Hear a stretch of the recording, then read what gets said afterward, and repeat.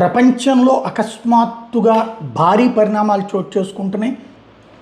మూడో ప్రపంచ యుద్ధమే అవుతుందా లేకపోతే దేశాల మధ్యన విధ్వంసమే జరుగుతుందా అన్న అంశాల మీద పార్థసారథి పొట్లూరు గారికి సంబంధించినట్టు నిన్న ఒక కథనం విన్నాం. ఇప్పుడు రెండో కథనం చూద్దాం. America Russia versus Russia China part 2 సంబంధించినటువంటి చూద్దాం. రష్యా చైనా దేశాల వ్యూహాత్మక తప్పిదాలు. ఆపరేషన్ అబ్జల్యూట్ రిజాల్వ్ అనేది అమెరికా వర్సెస్ రష్యా. చైనా ఎందుకు అనాల్సి వచ్చింది అంటే వెనిజులా సైన్యం వాడుతున్న ఆయుధాలు రష్యన్ చైనా తయారీ కనుక. అమెరికా వెనిజులా మీద డిసెంబర్ 25న దాడి చేయడానికి ప్లాన్ చేసింది. కానీ ట్రంప్ మాత్రం క్రిస్మస్ రోజు నైజీరియాలోని ఐఎస్ఐఎస్ టార్గెట్ల మీద దాడి చేసి బాంబులు క్రిస్మస్ కానుక ఇవ్వాలని నిర్ణయించడంతో డిసెంబర్ 25 కాస్త జనవరి 3వ తేదీకి వాయిదా పడ్డది. ఈ విషయం ఇటు పుతిన్కి కానీ అటు జిన్పింగ్కి కానీ తెలియదు అని అనుకోవడం పిచ్చితనం. అమెరికన్ అధ్యక్ష భవనంలోకి చొచ్చుకు వెళ్ళగలిగిన రాకి సాధ్యమైనప్పుడు పుతిన్కి జిన్పింగ్కి సాధ్యం కాదా? వెనిజులా రాజధాని కారకాస్లో రష్యా చైనా రాయబార కార్యాలయాలు ఉన్నాయి. కానీ అమెరికా దాడి గురించి అధ్యక్షుడు నికోలస్ మదురోకి సూచనలు సలహాలు ఇవ్వలేకపోయాయి. పోనీ అమెరికా హఠాత్తుగా జనవరి 3న దాడి చేసిందా? 2025 ఆగస్టులో వెనిజులా నుంచి డ్రగ్స్ సరఫరాను అడ్డుకోవడానికంటూ యుఎస్ఏ నావీ క్యారియర్ స్ట్రైక్స్ గ్రూప్ను దక్షిణ కరేబియన్ సముద్రంలో మొదటిసారిగా మోహరించింది. అఫ్కోర్స్ ఫ్రాన్స్ కూడా తన విమానవాహక యుద్ధనౌక చార్లెస్ డి గల్లేని కూడా కరేబియన్ సముద్ర తీరానికి పంపించింది. ఒకేసారి కొద్ది రోజుల గ్యాప్లో 2 విమానవాహక యుద్ధనౌకలు వెనిజులా తీరంలో మోహరించడం అనేది డ్రగ్స్ సరఫరా అడ్డుకోవడానికే. డ్రగ్స్ సరఫరా అనేది చిన్న స్పీడ్ బోట్స్ మరియు అటానమస్ సబ్మెరైన్ల ద్వారా జరుగుతుంది. వీటిని అడ్డుకుని వాటిని సరఫరా చేసే వాళ్ళని అరెస్ట్ చేయడానికి బ్రిగేడ్స్తో పాటు హెలికాప్టర్ గన్ షిప్స్ సరిపోతాయి.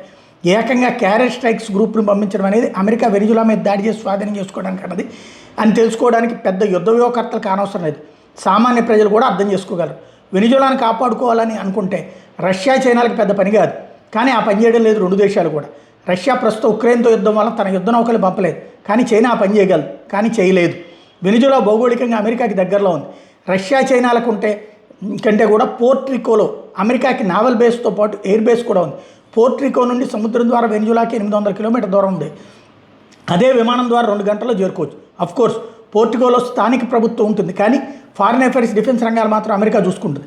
అమెరికన్ రాజ్యాంగంని పోర్ట్రికో ఆమోదించి అమలు చేస్తుంది. వెనిజులా విషయంలో అమెరికాకి ఇన్ని అనుకూలతలు ఉండగా రష్యా చైనాలు తమ మిత్రదేశం విషయంలో ఉదాసీనంగా వ్యవహరించి లాటిన్ అమెరికాలో తమ పట్టును కోల్పోయాయి. ఎక్కడైనా ఒకటే, ఓడిన ప్రతి దేశం ఆ దేశపు ద్వారాలు శత్రువుల కోసం తెరవబడ్డవి అంటే అదే దేశపు ద్రోహుల వల్లనే. వెనిజులా అధ్యక్షుడిని అమెరికా అంత తేలిగ్గా కిడ్నాప్ చేయగలిగిందంటే అది ఆ దేశ రాజకీయ నాయకులు, సైనిక అధికారులు అమెరికన్ డాలర్లకు అమ్ముడు పోవడం వల్లనే.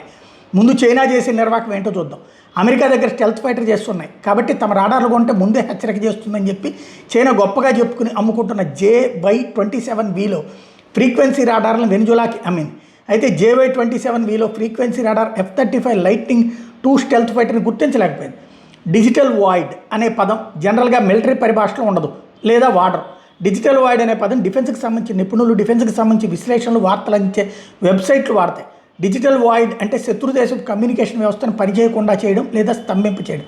ALQ-218 ANR ALQ-99 tactical jamming pad, ANALQ-249 NGL-MB అంటే new generation jamming medium band, EA-18G growler jet, తనతో పాటు ALQ-218 డిజిటల్ జూమింగ్ ప్యాడ్తో పాటు న్యూ జనరేషన్ ANR ALQ-249 NGJMBని కూడా ఉపయోగించాయి. కారకాసులో ఉన్న అన్ని కమ్యూనికేషన్ వ్యవస్థలను జామ్ చేసింది. ఒక్క కమ్యూనికేషన్ వ్యవస్థలనే కాదు, అన్ని రాడాలని జామ్ చేసింది LQ-218. Miami strategic intelligence institute ఇచ్చిన నివేదిక ప్రకారం వెనిజులా మీద అమెరికా చేసిన దాడి ఎలక్ట్రానిక్ వార్ఫేర్ విషయంలో స్పష్టమైన ఆధిక్యాన్ని ప్రదర్శించింది. ఏ దేశమైనా అమెరికాను ఎదుర్కోవాలంటే F-22 F-35 కాదు, EA-18G గ్రోలర్ జెట్ని ఎదుర్కొని ముందు కూల్చేయాలి, లేకపోతే ఓటమి తప్పదు. అయితే EA-18G గ్రోలర్ని అమర్చిన ALQ-218 జామింగ్ ప్యాడ్ అమెరికా దగ్గర ఉన్న 60 జామింగ్ ప్యాడ్లో ఒకటి మాత్రమే. మరో 5 రకాల జామింగ్ ప్యాడ్లు కూడా ఉన్నాయి. కానీ తాము దాడి చేయబోయే దేశ రక్షణ వ్యవస్థని బట్టి జామింగ్ ప్యాడ్ల మోడల్స్ని మారుస్తూ ఉంటుంది. మియామి ఇన్స్టిట్యూట్ ఆఫ్ ఇంటెలిజెన్స్ మరో విషయం కూడా బయటపెట్టింది. అది చైనా రాడార్లైన JYL-1 JY-11లతో పాటు స్టెల్త్ జెట్స్ని కనిపెట్టగలదని ప్రచారం చేసుకుని JY-27V రాడార్లు కూడా పనిచేయలేదు. EA-18G గ్రోలర్ జెట్ తన ALQ-218 జామింగ్ ప్యాడ్తో కరకాసులో ఉన్న అన్ని రాడార్లను జామ్ చేసింది. 2025 ఆగస్టు నెల నుంచి కరేబియన్ సముద్రంలోని తిష్ట వేసిన American carrier strike group China, Russia రాడార్లు ఏ ఫ్రీక్వెన్సీని ఉపయోగిస్తున్నాయో రహస్యంగా రికార్డు చేసిన ఫ్రీక్వెన్సీలని ఎలా జామ్ చేయొచ్చో ప్రయోగాలు చేసి ALQ-218 జామింగ్ ప్యాడ్లు అమర్చి వాడారు.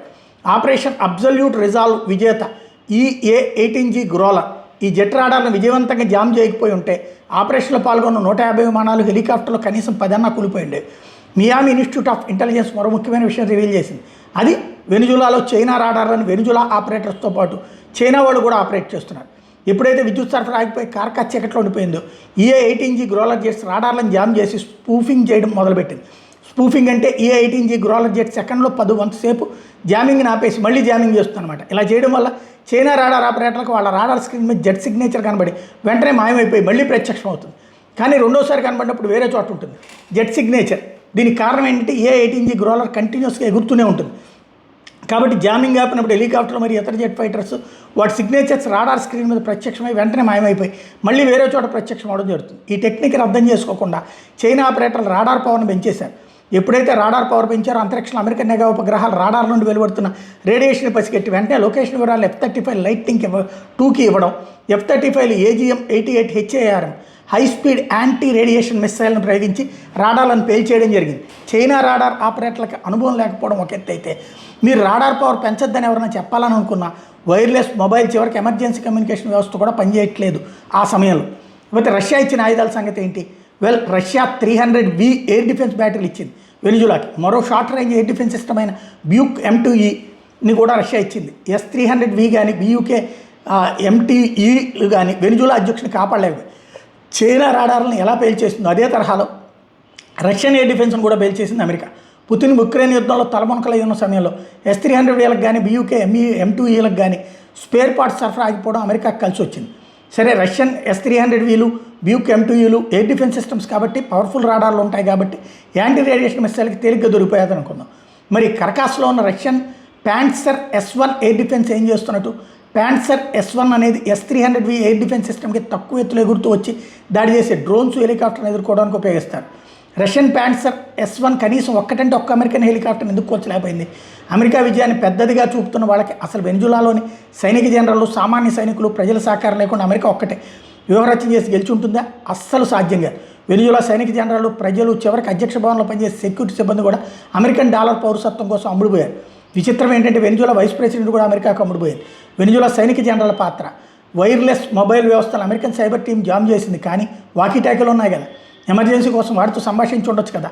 ప్రస్తుతం బహిరంగ మార్కెట్ దొరుకుతున్న వాకీ-టాకీలు 10 కిలోమీటర్ల పరిధి కలిగి ఉన్నాయి. చైనాతో సత్సంబంధాలను వెనుజులాకి మిలిటరీ గ్రేడ్ వాకీ-టాకీలు ఇవ్వలేదా? వెనుజులా సైనిక జనరల్ అమ్ముడుపోయారు కాబట్టి వాకీ-టాకీలను ఉపయోగించమని ఆదేశాలు ఇవ్వలేదు. రష్యన్ ఇగ్లా ఎస్మాన్ పాడ్స్, రష్యా 500 ఇగ్లా ఎస్మాన్ పాడ్స్ అమ్మింది వెనుజులాకి. మాన్ పాడ్స్ని ఎందుకు వెనుజులా సైనికులు ఉపయోగించలేదు?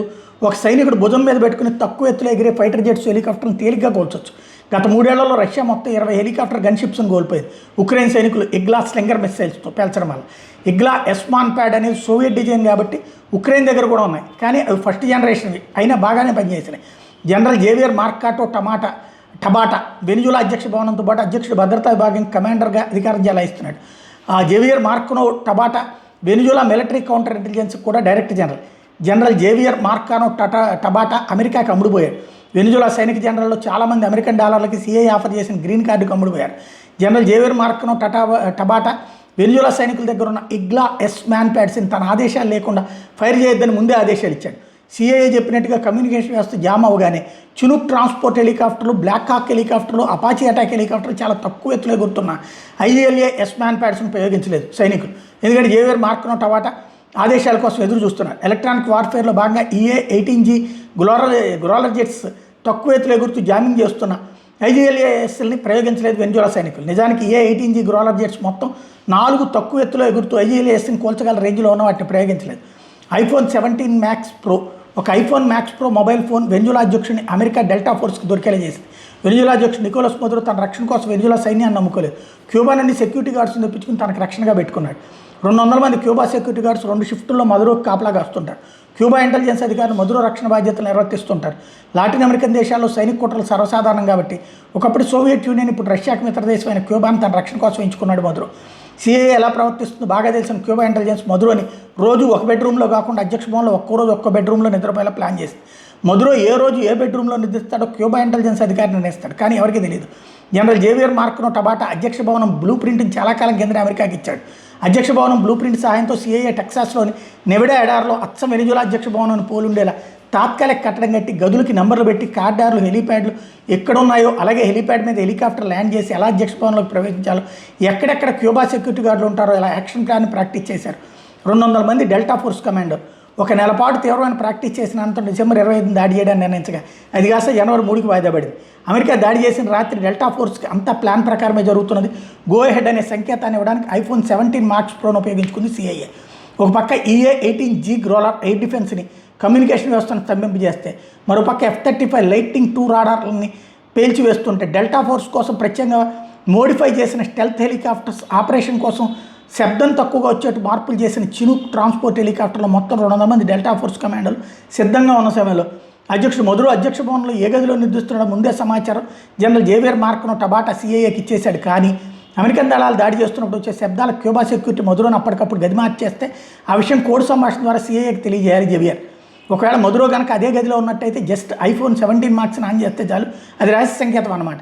జనరల్ జేవియర్ మార్క్నో టబాటా తన సహాయకుడిని ఐఫోన్ 17 మ్యాక్స్ ప్రోని స్విచ్ ఆఫ్ చేయమని ఆదేశించాడు. జేవియర్ సహాయకుడు ఐఫోన్ స్విచ్ ఆఫ్ చేశాడు, ఆన్ చేశాడు. That's it. అంతరిక్షంలో ఉన్న శాటిలైట్ ఐఫోన్ స్విచ్ ఆన్ అయినట్లుగానే సమాచారం ఇచ్చింది. అప్పటికే సిద్ధంగా ఉన్న డెల్టా ఫోర్స్ కమాండోలు అధ్యక్ష భవనం మీద హెలికాప్టర్స్ నుండి కిందకి దిగి నేరుగా నికోలస్ మధురో నిద్రిస్తున్న గది దగ్గరికి వెళ్ళి తలుపులు పగలగొట్టి మధురోని అదుపులో తీసుకున్నారు. మరి సెక్యూరిటీ డ్యూటీలో ఉన్న క్యూబా గార్డ్స్ ఏమయ్యారు?